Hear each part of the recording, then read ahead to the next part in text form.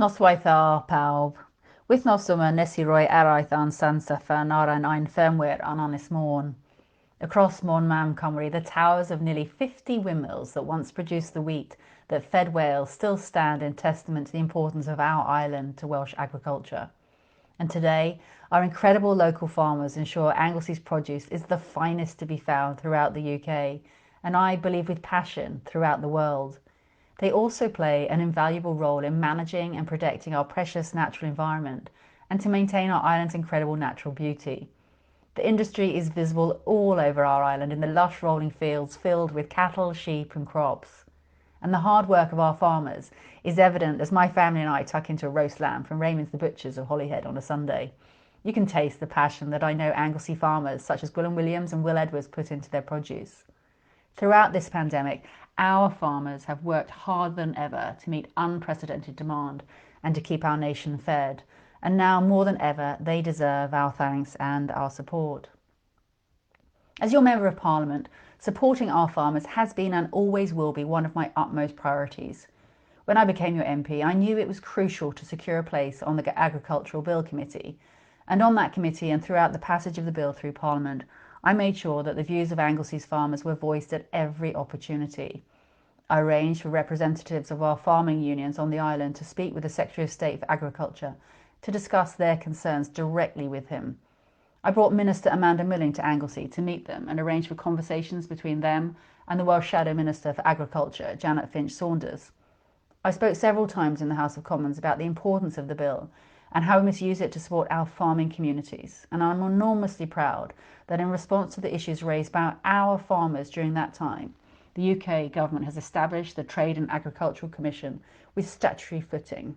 It's incorporated our food standards into law, which means that no chlorinated chicken and no hormone-fed beef will hit our shelves in this post-Brexit era.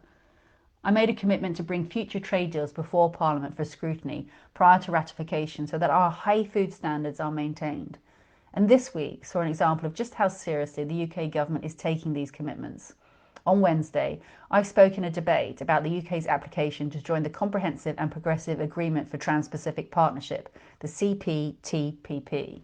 And I highlighted that the CPTPP will offer Anglesea's farmers opportunities to export more British food overseas, in particular from the beef, sheep and dairy sectors, which are the mainstay of many farmers here on Anglesea, such as Rob and Kim Evans, Brian Bown and Trevor Lloyd.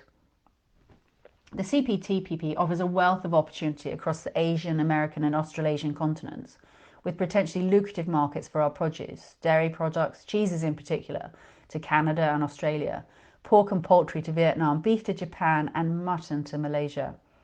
However, in my speech, I also explained that whilst Anglesea's farmers want good trade partnerships, they do not want them at the expense of our own high food standards. I stressed that our farmers are concerned about any potential opening of the UK market to cheaper, lower quality imports from overseas. Our farmers want the government to follow through on the commitments they made when the Trade Bill and Agricultural Bill passed through Parliament. We committed then to protecting our standards and not opening the floodgates to substandard products. And as your MP, I'm resolute. I will never compromise on the standards of our farmers. Protecting our high standards and highlighting all that is unique and special about UK produce is one way we can support our farmers as they explore new markets and see our country established once again on a global stage.